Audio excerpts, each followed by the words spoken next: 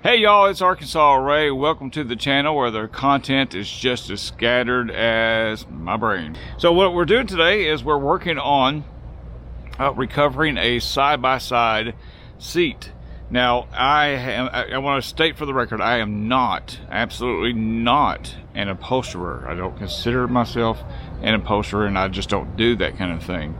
However, what I do is recover four-wheeler seats. Some time ago, I had a four-wheeler seat that needed to be recovered. I called the upholstery shop, and at the time, I was quoted a price that I just thought was just outrageous. I don't necessarily feel that way anymore, but I thought it was outrageous, and I thought, you know, I'll DIY it.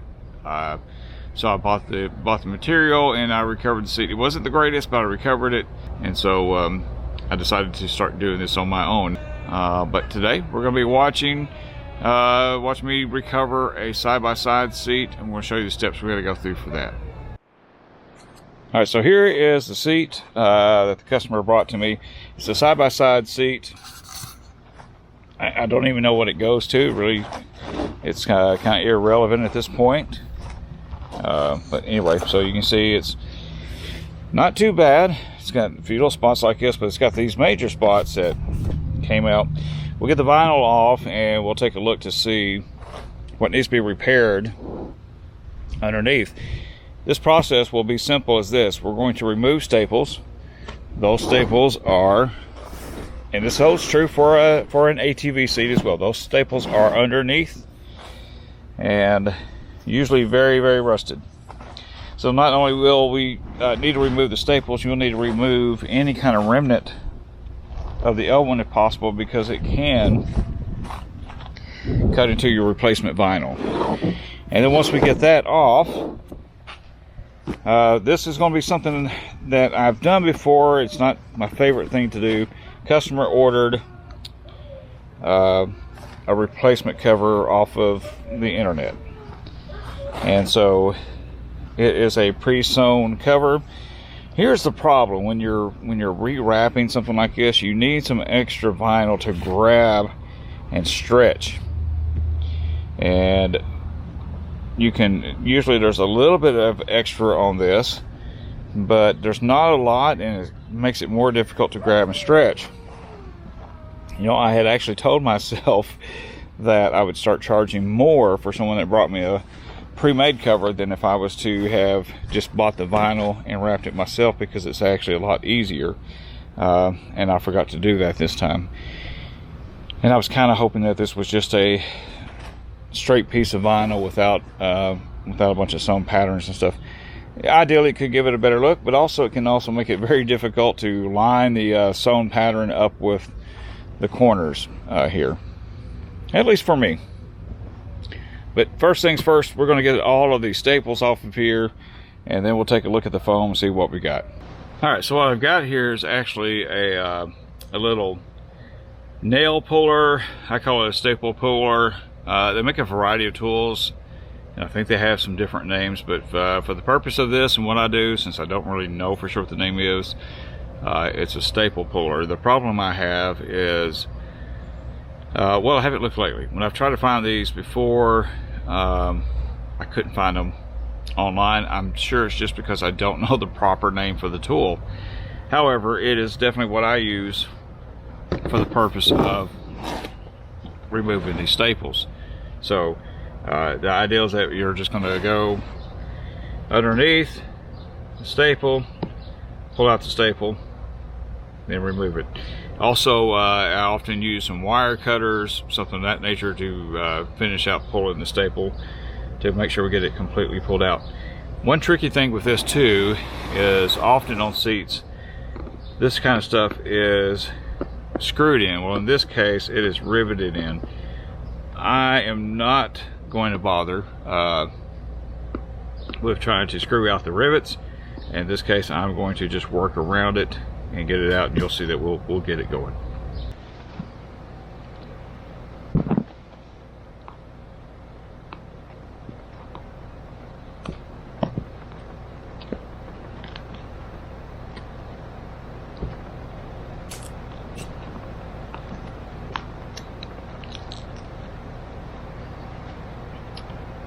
Now, one thing I do want to point out is this vinyl is very, very stiff. Sometimes it works to your advantage, and sometimes it's just a pain. But so far, not too bad.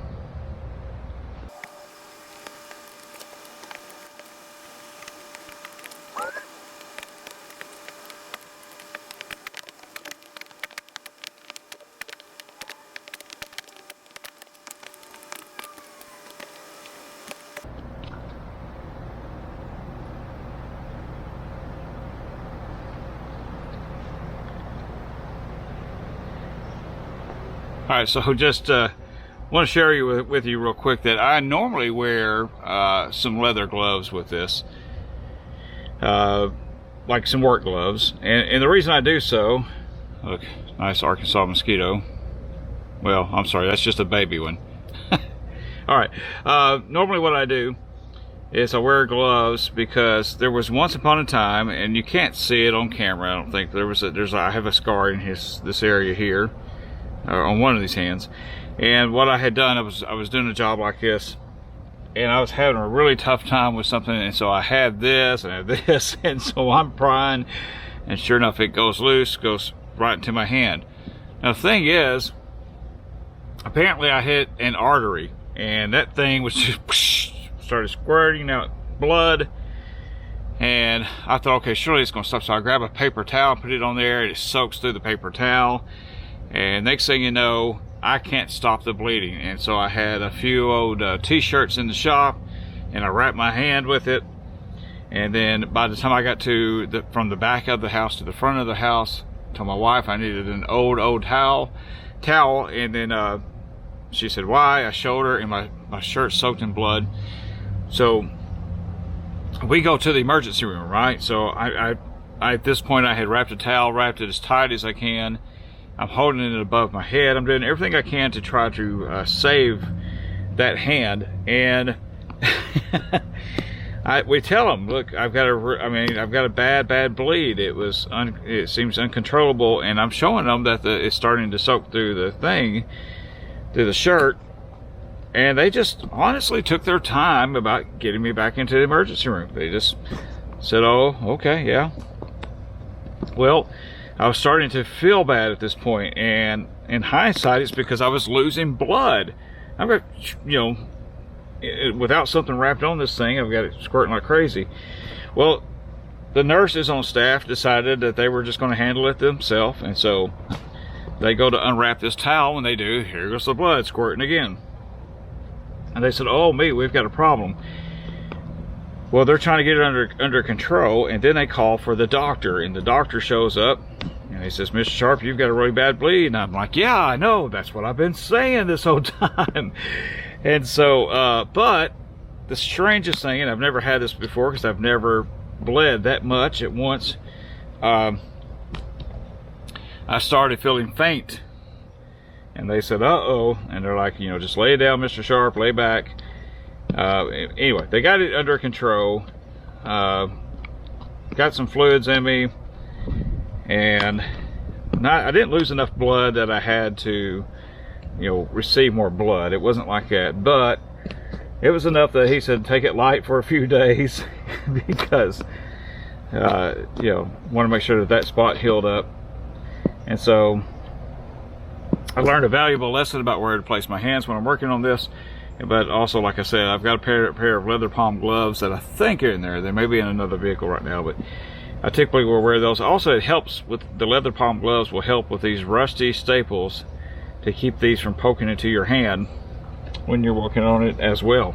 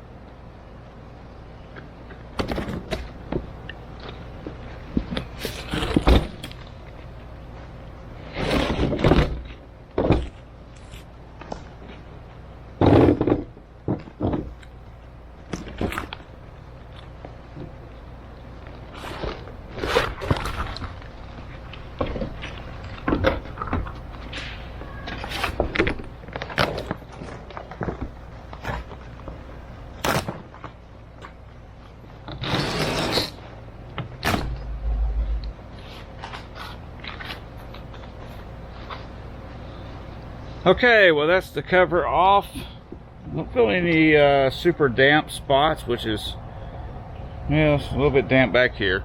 I typically try to let these cushions dry out really well so that when we're applying the glue and things to this, that it sticks very well. We'll come back in just a second and clean this up. I've actually got, we're fostering a dog for a local animal rescue right now, so we're going to actually return the dog to the animal rescue and send him on his way. We've had him now for, I don't know, 3 months or so. It's gonna be hard to let go of him. He's a cute little dog, but something we have to do. Okay, all of these staples have to be removed. Sometimes they do really well coming out with the vinyl, and then sometimes they just don't.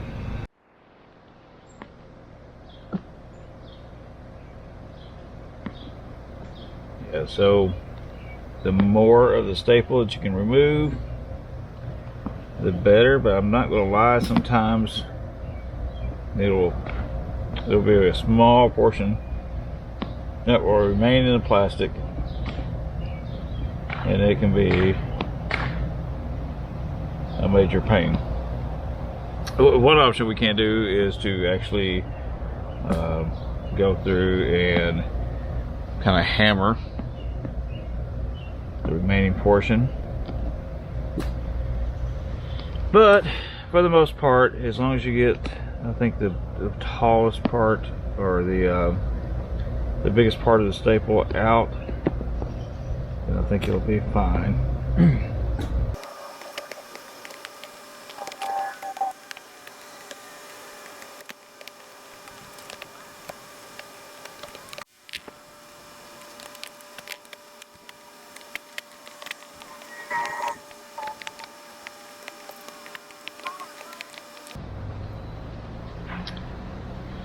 All right, all the staples are removed. That's just a small portion of all of them that came out. So now we're going to get the seat cleaned up a little bit. It's just something I like to do before I start working on it, especially with the foam side of it. We're going to make sure we get that good and cleaned up.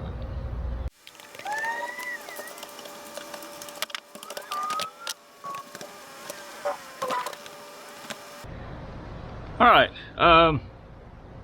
so it may be a little difficult to see, but there's all along the cushion there are all sorts of things. Looks like particles of bugs, debris, grass. A stiff bristled brush would do great to get this, knock this loose, because it's in there pretty good. I don't have that. What I do have is an old large knife. This was something that this was actually my dad's. So anyway, I use it for a variety of things, but one of the things I use it for is to knock this stuff loose, especially if it gets embedded into the foam. Like I said, a stiff bristled brush a lot of times will do the trick as well. When you knock it loose, you can usually go through and get it off of there. And if it doesn't come loose, that means it's typically will mean it's so buried in there it's not going to affect anything anyway. And then, like I said, we'll probably be putting a layer of some extra foam or batting or something on here to cover this up anyway, possibly. So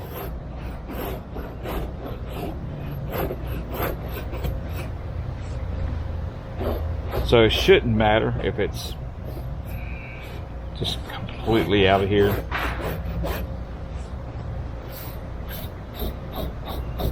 You'll see a lot of dust in these areas that's been exposed. And I'll tell you, I can also use the knife to scrape off a little bit of the stuff that's gotten really, really dirty. And then these little spots here, I'll tell you one thing I've had success with sometimes is just to kind of rough up the edges here a little bit.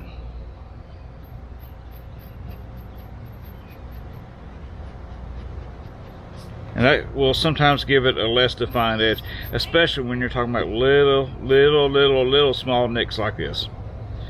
this will smooth out very well without the need to have really any kind of foam or anything added to it. As long as you can go through and kind of take off the rough edges, then it's not quite so noticeable. And yeah, we're kind of scraping the area around it, but that gives it a larger slight dip versus a smaller deeper dip to it. Now again, this is a little tougher. That is a bigger one. May have to put a little something in that to clean this up. Now something like this, we have no choice. We'll have to put something in this. And as I was explaining to the customer, and sometimes the customers will say they don't care, but yet the way I look at it, it's my product. It's a representation of me on the line.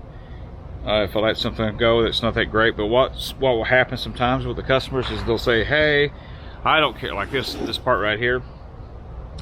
They'll say, I don't care if it shows through the vinyl or not, I just want it covered. Well, for the most part, that's probably true for them. However, when they sell it, or if somebody comes along and says, oh, you got that recovered, where did you have it done? And then if they say, well, Ray did it, well, they might look at it and go, oh, yeah, I don't know, that doesn't look so great. So I try to put out the absolute best product I can for what I can do. Again, I'm not an upholsterer, and my skill level is not just way up there by any means at all. One thing I have learned with all of this stuff, this foam has got a closed, I don't know if you call it a closed cell foam or not on this kind, but what I do know is that this is typically going to have a smoother finish to it. And having a closed, smoother finish means that you can spray some glue on there, and gluing wise it's going to do better. When you have foam that's got it's kind of real spongy, it's got a bunch of, if you look at it real close, it looks like it's got a bunch of holes in it, air in it, that kind of thing.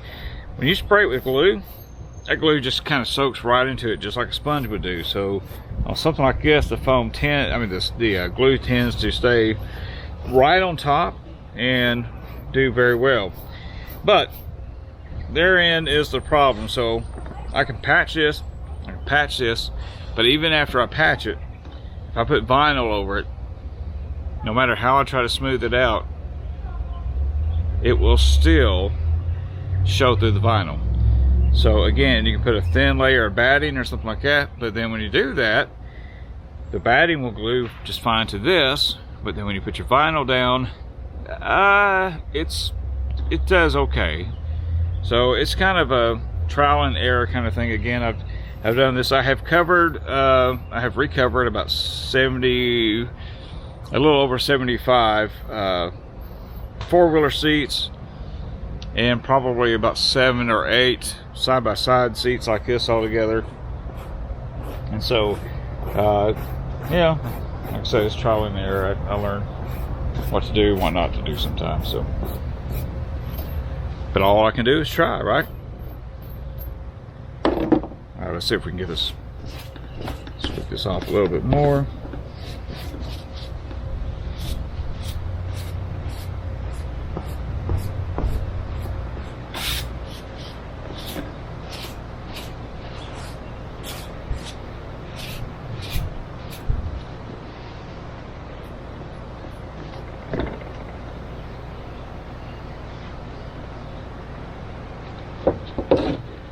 Now, one thing I do that I like to do,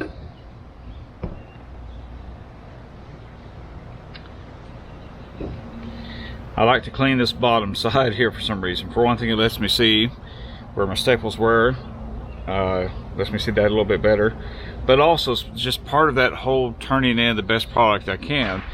When I clean this, it also gives the impression that it not new, but it gives it kind of that closer to being new again feel, that restored feel, even though I'm not going through any extent to really bring this back to life but to clean it. But I will be cleaning this, and for that I'm just going to use a very simple, very old towel that's been cut up into pieces here.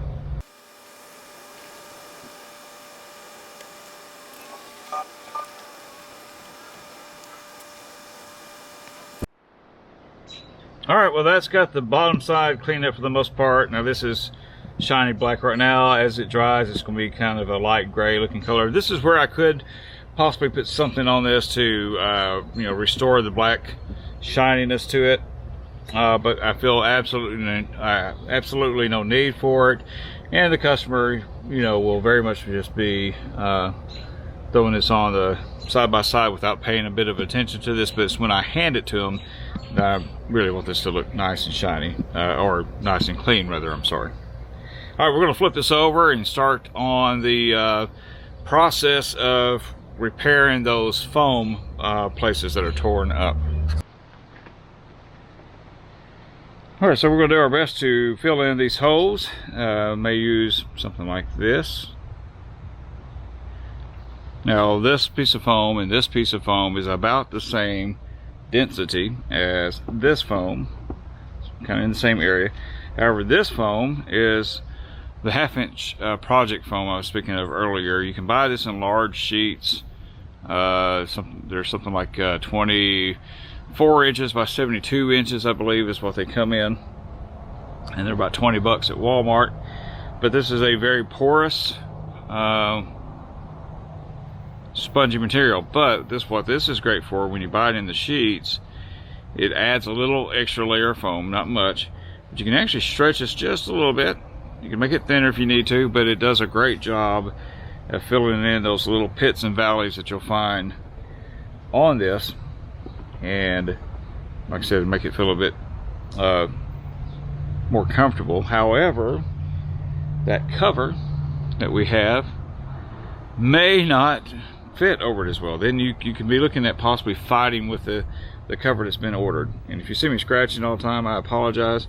Mosquitoes are pretty rough out here. It is Arkansas, it's summer, and in northeast Arkansas where I live, we're surrounded by numerous farm fields, and we have a ton of mosquitoes, even though the farmers always say it has nothing to do with their fields. But the rest of us kind of feel differently.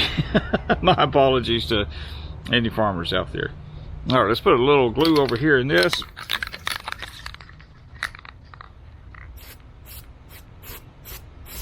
We're going to put a little glue on the bottom of this.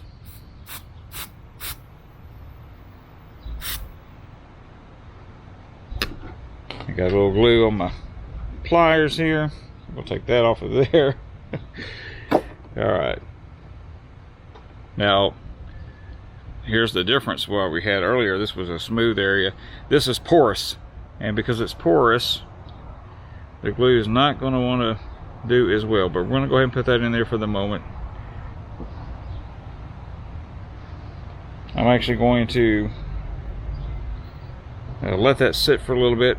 When it dries up and it's bonded well, I'm actually we're going to take the scissors and kind of cut that off. Now we'll go through.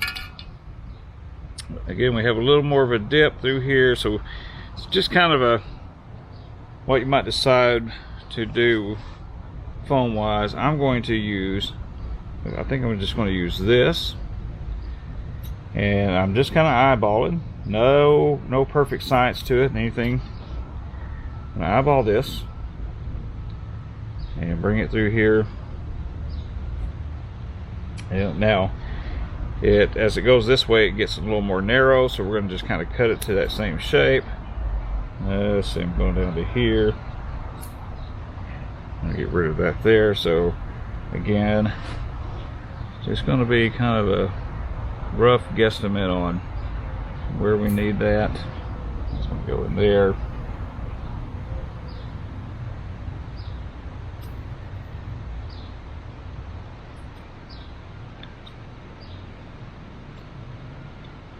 These scissors had belonged to my dad, and I'm horrible at sharpening things. I'm not going to lie. I'm horrible at trying to sharpen my knives. I'm horrible at sharpening scissors, but I do try.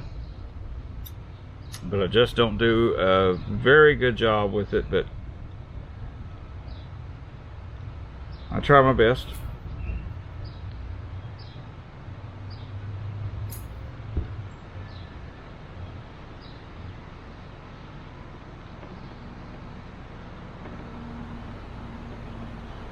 Yeah, so we're going to do something like that.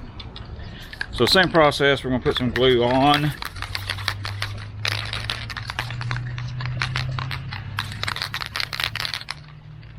Put some glue on the foam, the seat itself.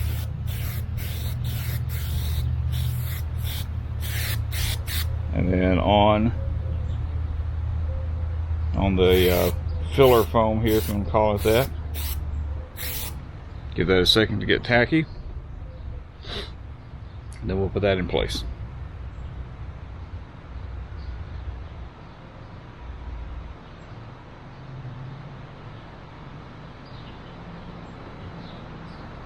One thing that will affect all of this is the fact that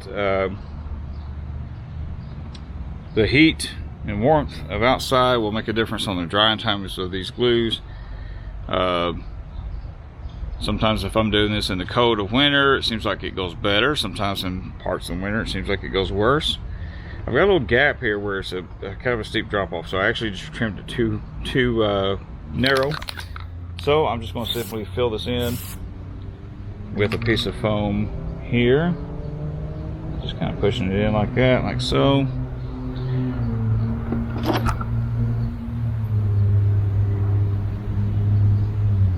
And that way it will blend in just a tad bit better.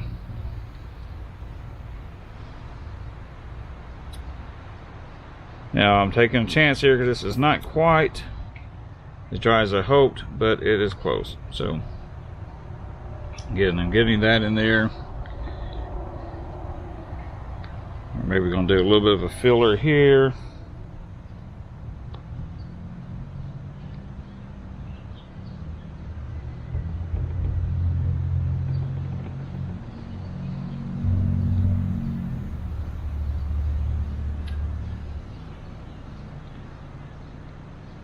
And I don't know how well you can see this, but right here there's some deeper little pits, and I've got these little extra pieces of foam, so I'm, without glue or anything, I'm simply going to tuck those in so that they are filled, and to help them keep them from having any bad caved in spots there.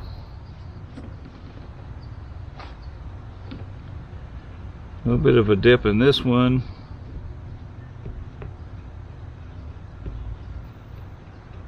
Kind of clean that out a little bit.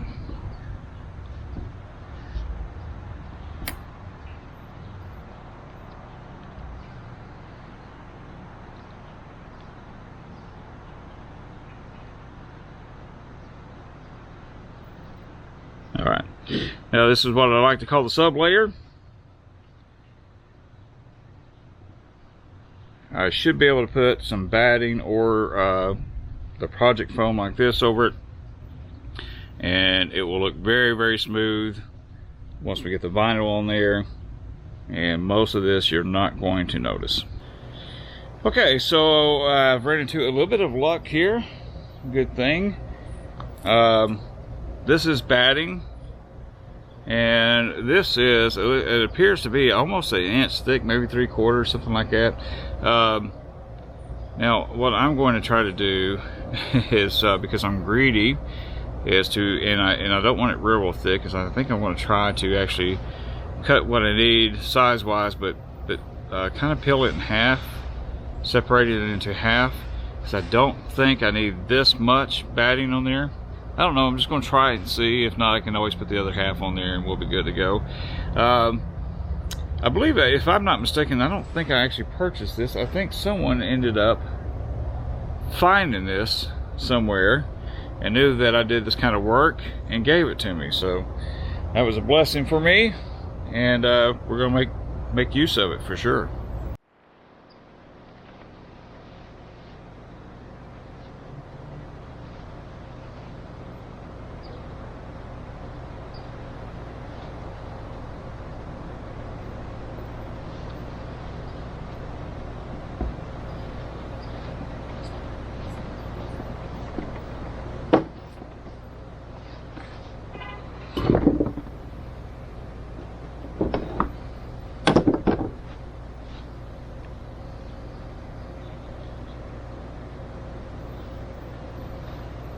All right, the thing about this batting, it attracts and catches just about every little piece of grass thing you can imagine, and we've tried to clean it off the seed as well as we can, but so that we have a smooth side for the vinyl, we're going to flip it over and let those little particles be up against that foam, because that foam will absorb some of those features. So yeah, as you can see here, we've got enough batting, I think, to get that covered. I did peel this in half to kind of separate it. I'm going to stretch it as we need to, that kind of thing. But all we're looking for is to have something that will smoothly fill in all the little holes and things, so it doesn't show up as well when we're finishing out the vinyl. And that will be probably the main thing we're looking at. Alright, so I'm going to spray some adhesive on here. Okay, we're going to clean this off one more time as we get ready to spray this glue on, just to make sure.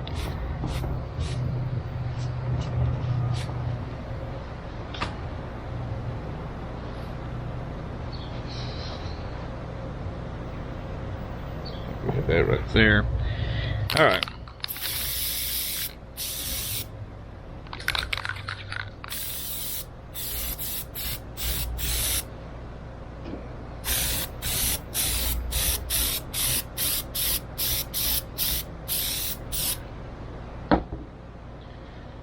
We'll just go ahead and lay this on over this way. Smooth it out on there a little bit.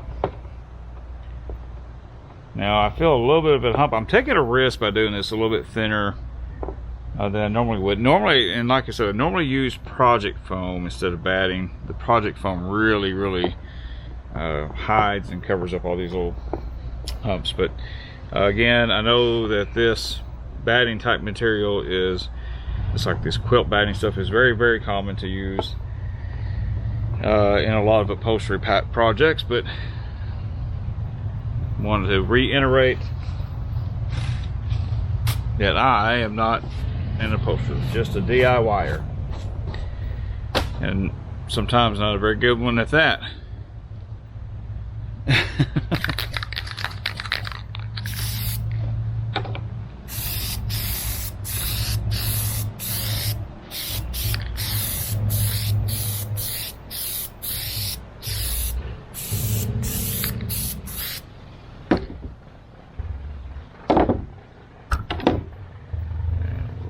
That take care of there.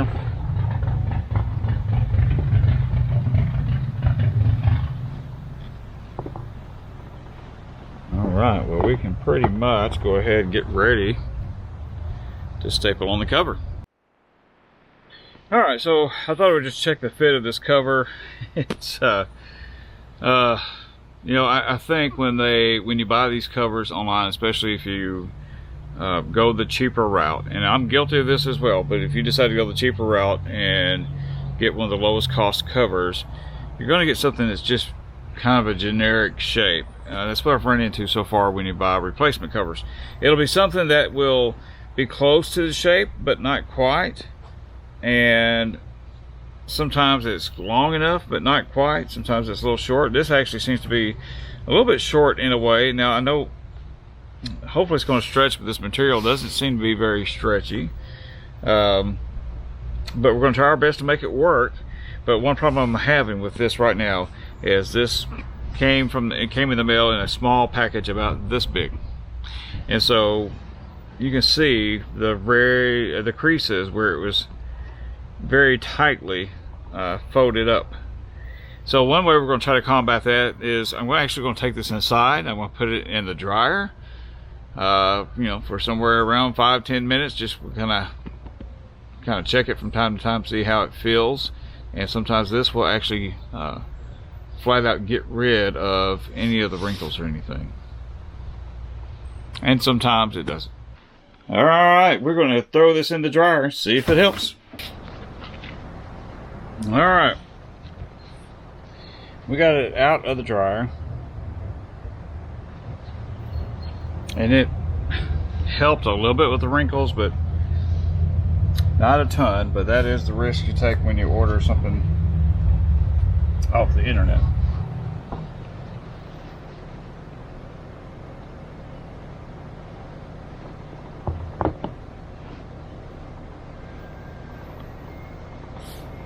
And normally when you do this, you do get,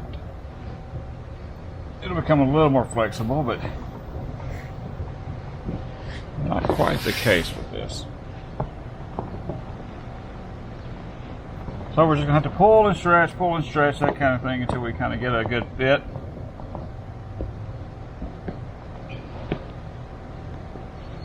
We do want the vinyl to be a little snug, because that will help with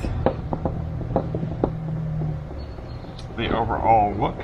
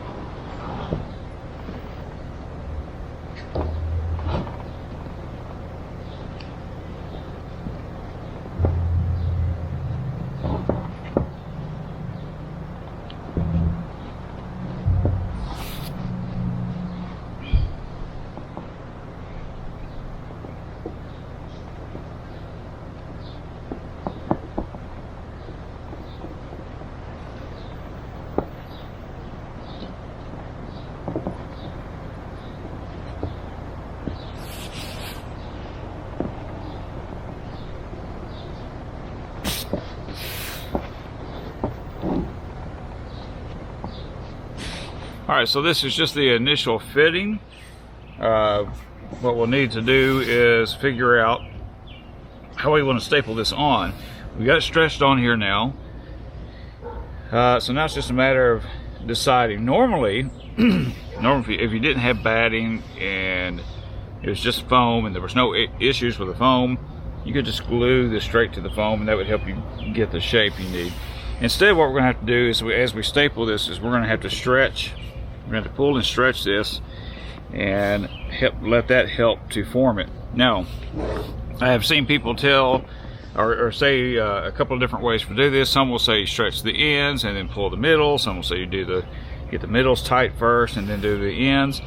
I'm not sure on this one how I'm going to do. So what I'm going to do is kind of play with this to see what feels like would be in the right thing. So it kind of feels like if I staple this end here, you know, it looks like I'm going to get it to match up on the seam, the hem, but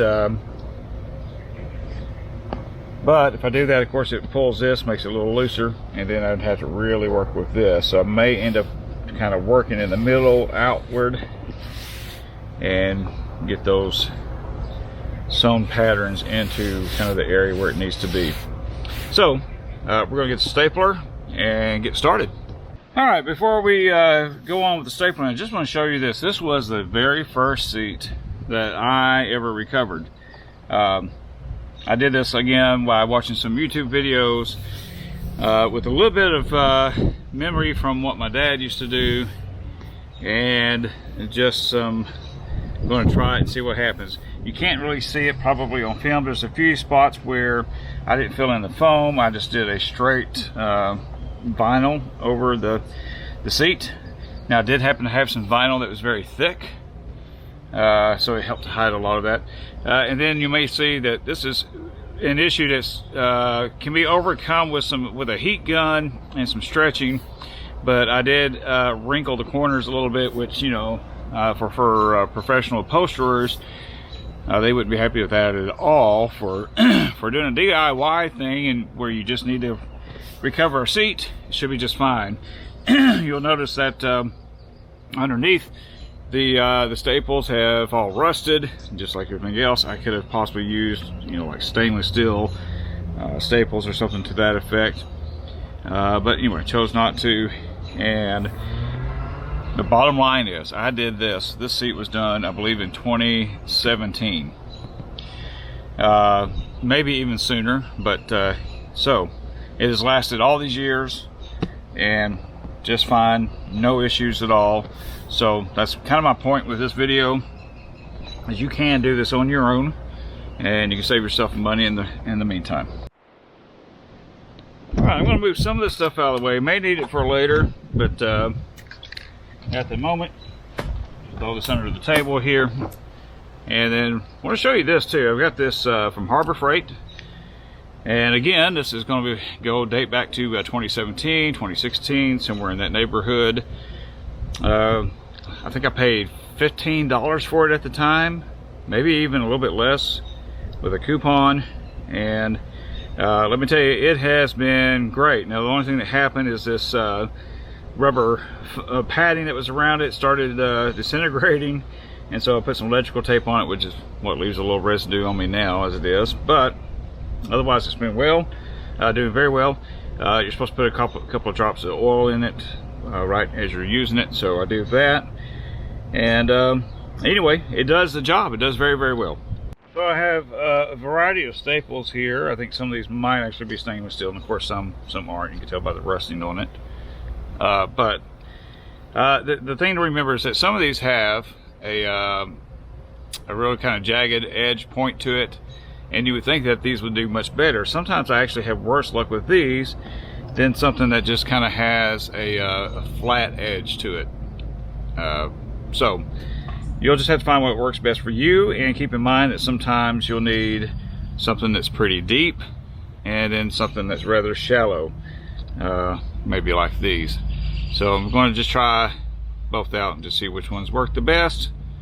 But you got to be wary of the long ones, because sometimes when you're stapling this vinyl, the foam will be real thin, and it could actually poke through the top layer of the foam, poke through the seat, and then actually not only mess up the vinyl, but it could hurt the person that's riding.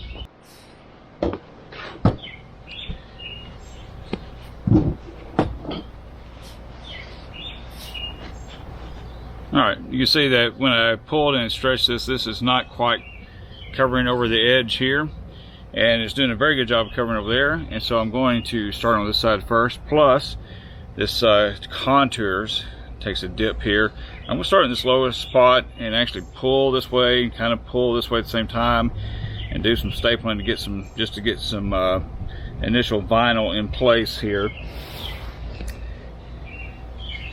And this may look strange, but yeah, I'm going to kind of rub and pull as I do that,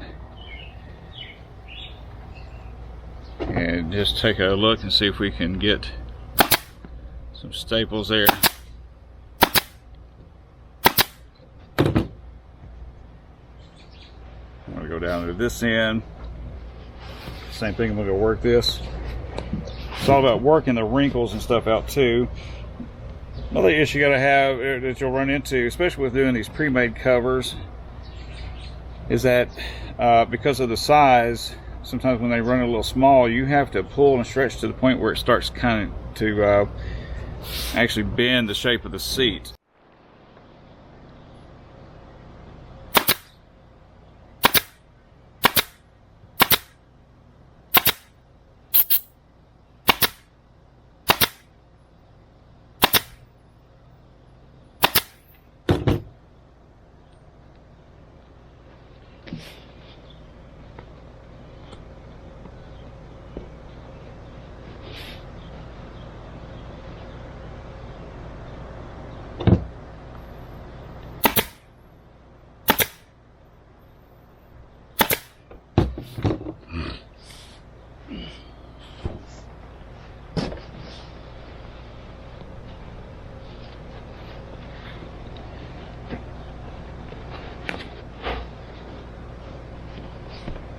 Trying to stretch this nice and tight on the side. We're going to do the same thing when we get to the other side too. Have to be careful not to stretch too much. In fact, we just got to make sure that we have enough. It says a stretch over there, it's going to stretch, take it off over here, but it's also going to help to tighten it up a little bit too. So we'll just let a little bit of slack out on this.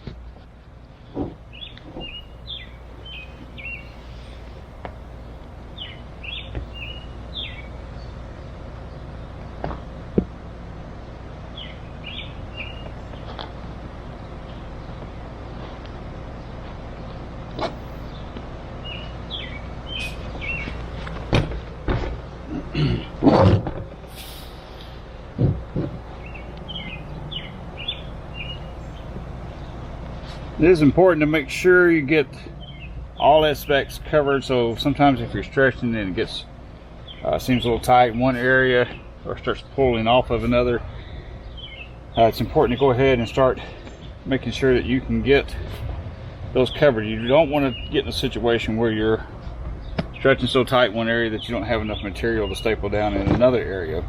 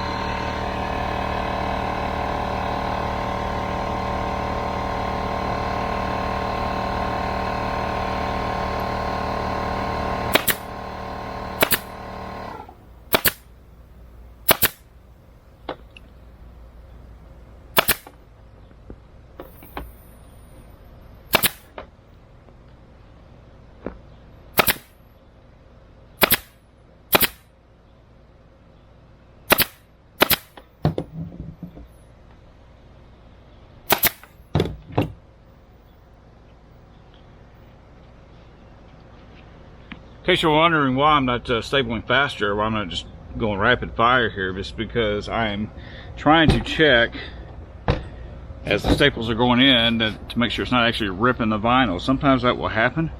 Sometimes maybe the pressure on the compressor or the stapler is set too high, or the staples are the wrong type, or the material is just a bad type of material, and sometimes these staples will just slice right through it, and next thing you know, you'll have this big long cut going on because of all the staples. And yes, I'm stapling these closer than what people recommend, but it has held up over the years. I've had very few, well, actually I haven't had any customers return something that because it was messed up. I've had people return to have other seats done.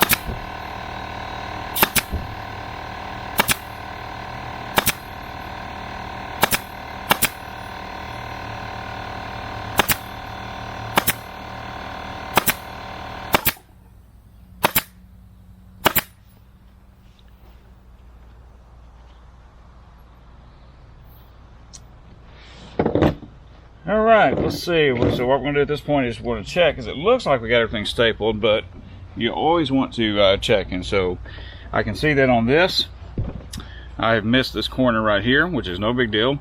We're going to again stretch this a little bit, get it over that corner, get it stapled, and it will be good to go. So we're just going to work that excess slack over the edge here. That'll help tighten that up. And again, it may be hard to see on camera, but the tightness of the vinyl itself is pulling the seat. It's kind of creating a bow in the seat. It's not a big issue once this is installed back onto the side-by-side, and laying in a flat position, people riding it, even if it does have a slight bow to it, it will flatten back out. The vinyl will continue to stretch. That's the great thing about the vinyl. It's pretty forgiving. So if you get a little too tight, it's not a problem. Even if it's a little loose, it's not an issue either. Get this one spot. I've got enough to staple it down. I'm just not completely satisfied with the amount of vinyl to staple, and so I'm just going to work a little bit more here to get it stretched over to that corner. And then one trick, and this somebody that does do the upholstery had to tell me this, was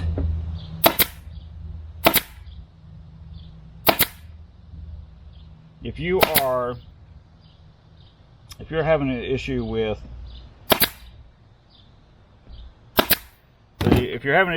the vinyl not conforming to corners and things like that,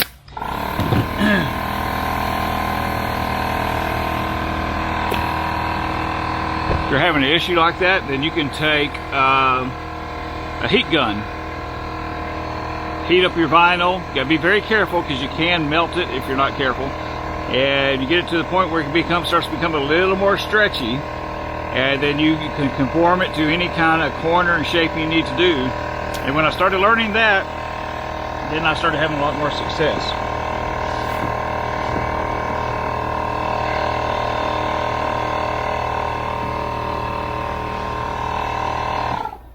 All right, so this is pretty much the finished product.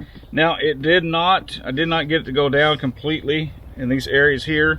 Again, that's not a problem because right now it's bowed up a little bit, so it's giving that it's a little bit loose, and without completely gluing this down, which is a possibility and could be done without just completely gluing this down, it's going to come off the foam a little bit, but it's really not much. It's actually hitting that batting that we put in there. So this is pretty much going to be the finished product. If you wanted to tidy this up, you can take a razor and trim this up through here, which I will probably do just to give it a cleaner look. But I will admit that it makes me a little nervous with a pre-made cover to do that, because it might, if I may need to make a repair, if I find something I did wrong, I wouldn't have that vinyl there to take care of it. So I may staple down some of these corners here a little bit, and I may actually leave this like normally. I come along and I trim it just past these staples here to clean it up. But today for this customer, like I said, I think we're going to staple down these corners and then clean it up, call it good.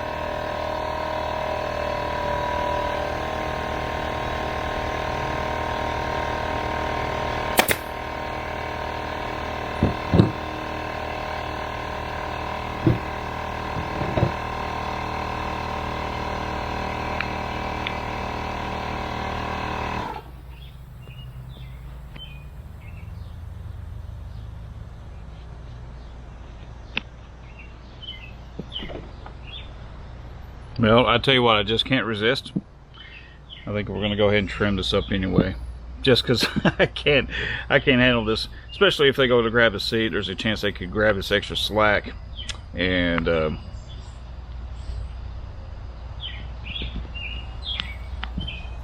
cause it to rip off. You know what? Actually,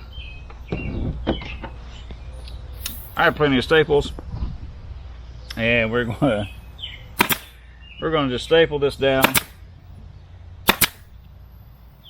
so that it's not coming up so much. This is not, this has no bearing on the seat itself.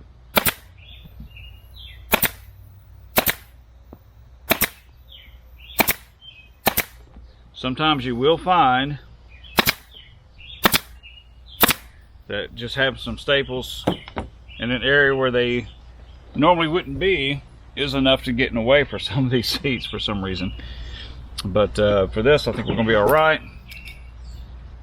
Now that does have a little handle there. We're going to trim that out, but we're going to cut it right. I mean, we're going to staple in here, because I'll tell you one thing, with setup like this, if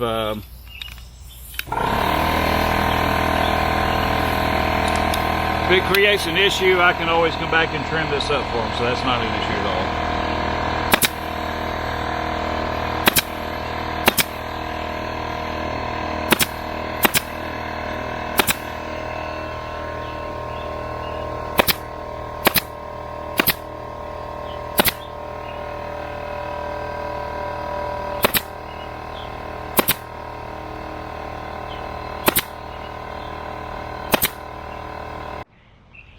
Alright, as I mentioned earlier, we're going to trim up this little piece right here.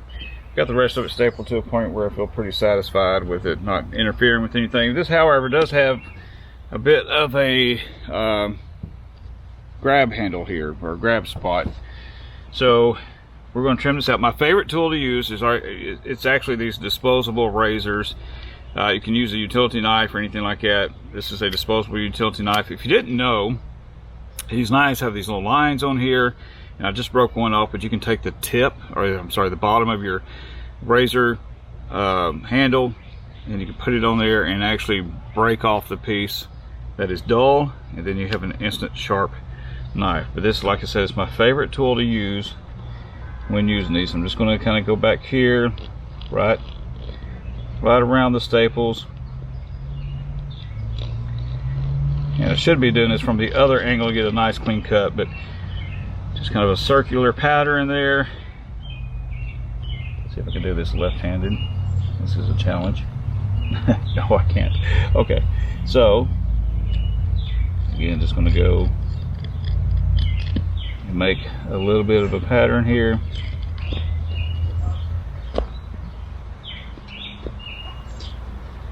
And there it is, moved away from that. Looks like I got a spot right here, so I may put a staple right there. And then that's going to be it on the stapling. Alright, so the last step we're going to do before we call the customer and return this to him is to wipe this down. Now, I could put some Armor All on this, make it nice and shiny, but it's a seat, which could also make it slick. The manufacturers usually always suggest just simply a wet cloth and to use water and nothing else, because you don't really need anything else. And my understanding is that sometimes putting these other chemicals on there could deteriorate the vinyl.